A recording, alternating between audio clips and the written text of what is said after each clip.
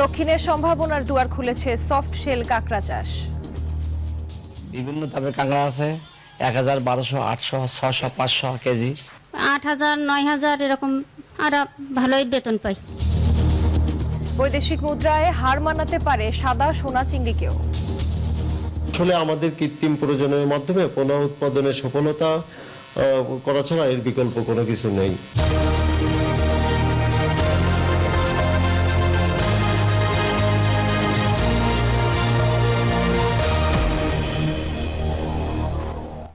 দেখছিলেন বসুন্ধরাটি প্রধান শিরোনামটি। এবার জানিয়ে দেব কৃষির অন্যান্য শিরোনামগুলো। নরসিংদীতে লেবু চাষে বাজিমাত, বাম্পার ফলনে খুশি কৃষক। দেশের গণ্ডি পেরিয়ে রপ্তানি হচ্ছে বিদেশেও।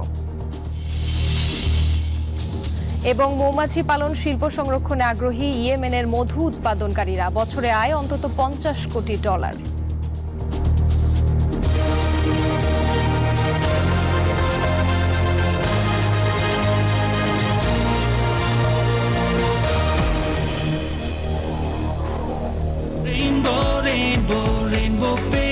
Rainbow Paints, the color of joy.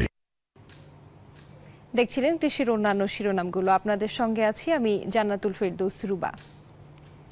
শব্দের আরেক নাম, একদম ইউনিক স্ট্রাকচারাল ডিজাইনের কসমিক ডোর। এর ওয়াল থিকনেস ও রিপ থিকনেস বেশি থাকায় এটাকে 50 বছরেরও বেশি। কসমিক ডোর, নিশ্চিন্তে 50 বছর। এবার বিস্তারিত। সাতক্ষীরায় শুরু হয়েছে আধুনিক পদ্ধতিতে কাঁকড়া চাষ, যার নাম সফট শেল। এই পদ্ধতিতে চাষকৃত কাঁকড়া দেশের অর্থনীতিতে সম্ভাবনার নতুন দুয়ার খুলে দিয়েছে বলছেন মৎস্য কর্মকর্তারা। বিদেশে প্রচুর চাহিদা থাকায় রপ্তানি বাণিজ্যে সাদা সোনা খ্যাত চিংড়ির চেয়েও বেশি বৈদেশিক মুদ্রা অর্জন করতে পারে বলে আশা তাদের। মনিরুল ইসলাম মনির তথ্যচিত্রে ডেস্ক রিপোর্ট। পানিতে সারিবদ্ধভাবে ভাসছে ছোট ছোট বাক্স। পুকুরের মাঝে ভাসমান ঘর থেকেই পরিচর্যা হচ্ছে এই কাঁকড়া ভর্তি বাক্সগুলোর। প্লাস্টিকের তৈরি ছোট ছিদ্রযুক্ত এই বাক্সে থাকা কাঁকড়াগুলোর খাবার হিসেবে দেয়া হচ্ছে একটি করে মাছের টুকরা।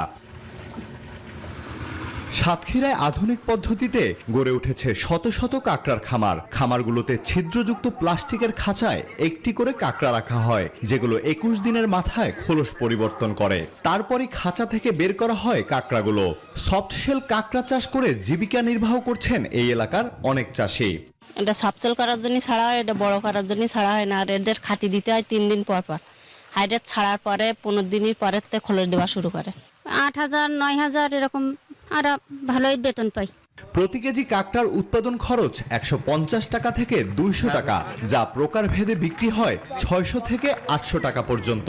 হাট কাঁকড়া কেনা থাকে আমাদের 300 টাকা, আর সবটা প্রায় 500-600 টাকা বিক্রি করে। বিভিন্ন দামে কাঁকড়া আছে, 1000, 1200, 800, 600, 500 কেজি। এগুলো আমরা ঢাকা থেকে পাঠাই। সুন্দরবনের জীববৈচিত্র্য রক্ষা ও কাঁকড়ার প্রজনন মৌসুমের কারণে বছরে 5 মাস কাঁকড়া আহরণ বন্ধ থাকে। এতে সফটশেল কাঁকড়ার কাঁচামাল হার্ডশেল কাঁকড়ার রেণু সংকট দেখা দেয়। যদিও সংকট সমাধানে উদ্যোগও নেওয়া হয়েছে। বছরের শুরুতে যখন প্রজনন টাইম আগে যেরকম ছিল জানুয়ারি ফেব্রুয়ারি, তখন ওইখানে আরো 1 মাস বাড়ায় দিল, কিন্তু মাঝখানে যদি কাঁকড়া ধরাটা বন্ধ না হইতো আমাদের সবার জন্য খুব ভালো হতো। সুন্দরবনকেও আমাদের রক্ষা করতে হবে। এই জন্য আসলে আমাদের কৃত্রিম প্রজননের মাধ্যমে পুনঃ উৎপাদনের সফলতা করা ছাড়া এর বিকল্প কোনো কিছু নেই। সাতক্ষীরার আশাশুনি, দেবহাটা ও শ্যামনগর উপজেলায় 321 হেক্টর জমিতে কাঁকড়া চাষ হয়ে থাকে, যা থেকে বছরে উৎপাদন হয় প্রায় 2000 মেট্রিক টন কাঁকড়া। Desk report, news 24। এই যে আমার ব্যাংক আরএফএল গ্যাস স্টোভ, এর সায়েন্টিফিক নজল আর ব্রাশ বার্নার তাপকে সমানভাবে ছড়িয়ে খরচ বাঁচায় 25%। আরএফএল গ্যাস স্টোভ নিরাপদ ও গ্যাস সাশ্রয়ী। 304 ফুড গ্রেড স্টেইনলেস স্টিলে তৈরি, যা নিশ্চিত করে জংবিহীন সিঙ্কের আজীবন নিশ্চয়তা। আরএফএল কিচেন সিঙ্ক, স্বাস্থ্যকর কিচেনের চিরস্থায়ী সমাধান। সফট শেল কাঁকড়া চাষ নিয়ে আরো জানাতে সাতক্ষীরা থেকে যুক্ত হচ্ছেন আমাদের সহকর্মী মনিরুল ইসলাম।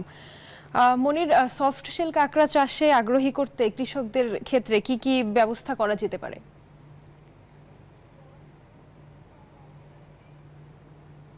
ধন্যবাদ। আসলে আমাদের প্রতিবেদনে কিন্তু আমরা দেখিয়েছি আসলে সাতক্ষীরার সুন্দরবন সংলগ্ন অঞ্চলে বিশেষ করে এই সফট শেল কাঁকড়া চাষ হয়ে থাকে। ইতিমধ্যে আমাদের সাতক্ষীরা জেলা মৎস্য কর্মকর্তা এবং জেলা মৎস্য অধিদপ্তরের পক্ষ থেকে কৃষকদেরকে ব্যাপকভাবে এই সফট শেল কাঁকড়ার উৎপাদনে উদ্বুদ্ধ করা হয়েছে। যেহেতু এটা সাদা সোনা খ্যাত চিংড়ির চাইতে এই কাঁকড়া উৎপাদনে যেমন খরচ কম, তেমনি কিন্তু আপনার রোগবালাই এবং ভাইরাস কম থাকে। সে কারণে মানুষ কিন্তু দিন দিন সাতক্ষীরাতে আপনার এই সফট শেল কাঁকড়ার চাষ উৎপাদনে আগ্রহী উঠছে। আপনাকে একটু জানিয়ে রাখি, বছরে আপনার সাতক্ষীরা এবং খুলনা থেকে, বিশেষ করে সাতক্ষীরা থেকে গত 23-24 মানে এই 23-24 অর্থ বছরে 602 মেট্রিক টন এই সফটশেল কাঁকড়া কিন্তু বিদেশে রপ্তানি হয়েছে। বিশেষ করে আপনার ইউরোপ, আমেরিকা, জাপানে রপ্তানি হয়ে থাকে। এছাড়া রাশিয়াতেও রপ্তানির জন্য নতুন চিন্তা ভাবনা করা হচ্ছে। আপনাকে আরেকটু জানিয়ে রাখি যে ইতিমধ্যে কিন্তু আপনার এই 602 মেট্রিক টন মানে প্রায় $8 কোটি কিন্তু এবছর আপনার রপ্তানি হয়েছে। এই ছিল সাতক্ষীরার সর্বশেষ সফটশেল কাঁকড়ার খবর। ফিরছি স্টুডিওতে রোবা। মনির, আপনাকে ধন্যবাদ। যেকোনো স্থাপনার বৈদ্যুতিক সংযোগকে রাখে নিরাপদ। এর স্কিন কোটেড ইনসুলেশন সম্পূর্ণ ফায়ার রিটার্ডেন্ট, তাই বিজলি কেবলস নিজেই নিজেকে নেভায়। বিজলি কেবলস, নিরাপদ আজীবন। কাঁকড়া চাষের সংকট ও সম্ভাবনা নিয়ে কথা বলতে আমাদের সাথে যুক্ত হচ্ছেন কাঁকড়া চাষ ও সম্প্রসারণ বিশেষজ্ঞ রাজকুমার বিশ্বাস। রাজকুমার বিশ্বাস, আপনাকে স্বাগত আমাদের সাথে যুক্ত হবার জন্য। বলা হচ্ছে আধুনিক পদ্ধতিতে সফট শেল কাঁকড়া চাষের কথা, তো আপনার কাছে জানতে চাই যে এই পদ্ধতিতে কাঁকড়া দেশের অন্য জেলাগুলোতে চাষ করা সম্ভব কিনা, কি ধরনের আবহাওয়া উপযোগী এর জন্য?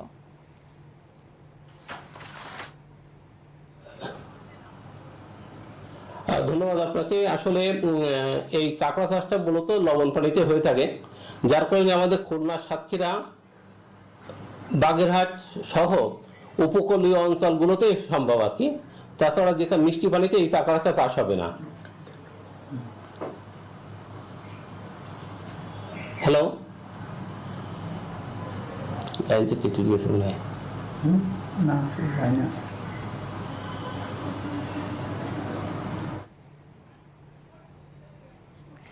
জি, রাজকুমার বিশ্বাস, সফটশেল কাঁকড়া চাষ কতটা লাভজনক এ বিষয়ে কিছু বলবেন? উপকূলীয় অঞ্চল,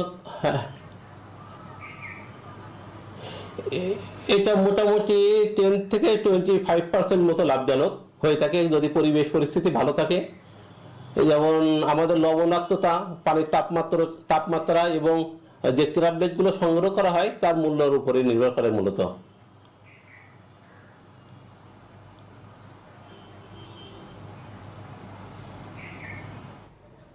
রাজকুমার বিশ্বাস, আপনাকে ধন্যবাদ আমাদের সাথে যুক্ত হবার জন্য। এই ঘরটা হবে আমাদের স্টাডি রুম, কিন্তু দেয়ালের একটা স্টাইলিশ গর্জিয়াস লুক দরকার। Don't worry, Rainbow feather silk metallic finish আছে না?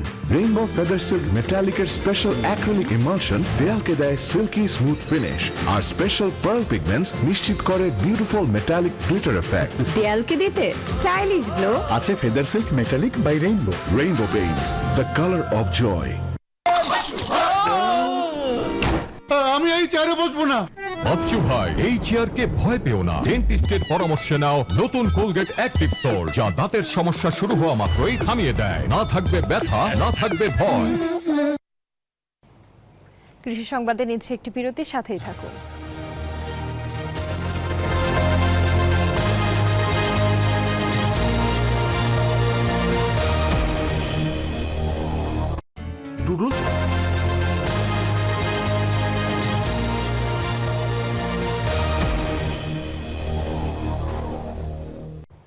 স্বাগত নিউজ 24 কৃষি সংবাদে।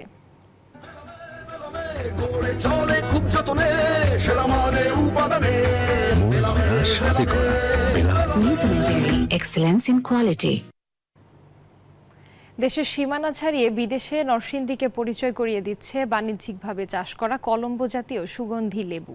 নরসিংদী থেকে এখন এই লেবু রপ্তানি হচ্ছে ইউরোপের ও মধ্যপ্রাচ্যের বিভিন্ন দেশে। কৃষি সম্প্রসারণ অধিদপ্তর জানায়, লেবুটি বাণিজ্যিকভাবে শুধু নরসিংদীতে উৎপাদিত হয়। আবহাওয়া পরিবেশগত কারণে সারা বছরই নরসিংদীতে প্রচুর লেবুর চাষ হয়, কিন্তু কলম্বো জাতের লেবুটি ভিন্ন রকম।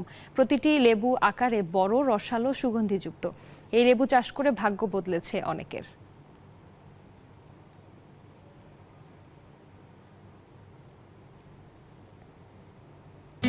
Instant milk powder happy cow, যেমন সাশ্রয়ী তেমনি পুষ্টিগুণে ভরপুর। আর এটা নিউজিল্যান্ডের গরুর দুধ। হ্যাপি কাউ, গরুর দুধের স্বাদ সবাই পাক।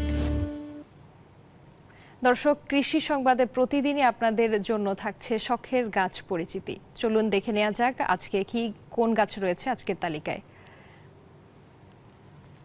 আজকে শখের গাছের নাম ঘৃতকুমারী, যার বৈজ্ঞানিক নাম অ্যালোভেরা। সংক্ষিপ্ত পরিচিতি: উদ্ভিদের ধরন সপুষ্পক। ঘৃতকুমারী সুপরিচিত একটি গুরুত্বপূর্ণ ভেষজ ঔষধি গাছ। পাতার ভেতরে স্বচ্ছ পিচ্ছিল ধরনের শ্বাস থাকে, যাকে অ্যালোভেরা জেল বলা হয়। একটি গাছ থেকে 60 থেকে 70টির মতো পাতা বিক্রি করা যায়। ঘৃতকুমারীর উপকারিতা: ঘৃতকুমারী মানবদেহে রোগ প্রতিরোধ ক্ষমতা বৃদ্ধি করে। মানবদেহের জন্য যে 22টি অ্যামিনো অ্যাসিড প্রয়োজন, তার 8টি রয়েছে ঘৃতকুমারীতে। এছাড়াও vitamin A, B1, B2, B6, B12, C ও ই রয়েছে। ঘৃতকুমারীর রস নিয়মিত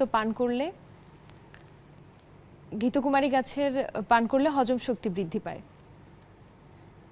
ঘৃতকুমারী গাছের যত্ন: ছায়াযুক্ত জায়গায় নয়, ঘৃতকুমারীর জন্য দরকার সারাদিন রোদ। পানি জমে না এরূপ উঁচু জমিতে ঘৃতকুমারী চাষ করতে হবে।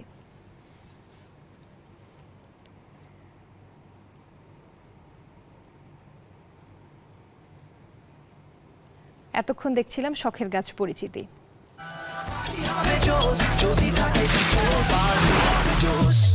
পাপরিকা আর মেক্সিকান মশলার মাইন্ড ব্লাস্টিং ফ্লেভারের ডিটোস। পার্টি হবে জোস যদি থাকে ডিটোস। কৃষি সংবাদের এ পর্যায়ে আবারও একটি বিরতি নিচ্ছি, সাথেই থাকুন।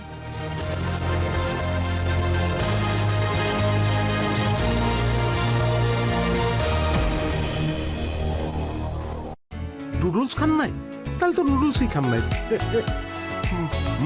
নুডলস খান নাই তো নুডলসই খান নাই।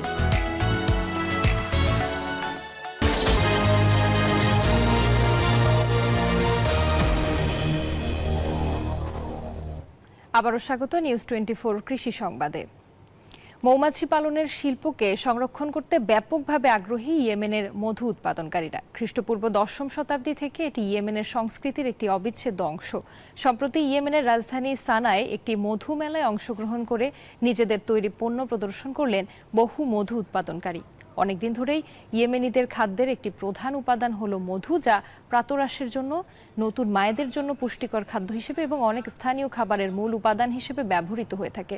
দেশটির মধু শিল্প থেকে বছরে প্রায় $50 কোটি আয় হয় বলে ধারণা করা হয়।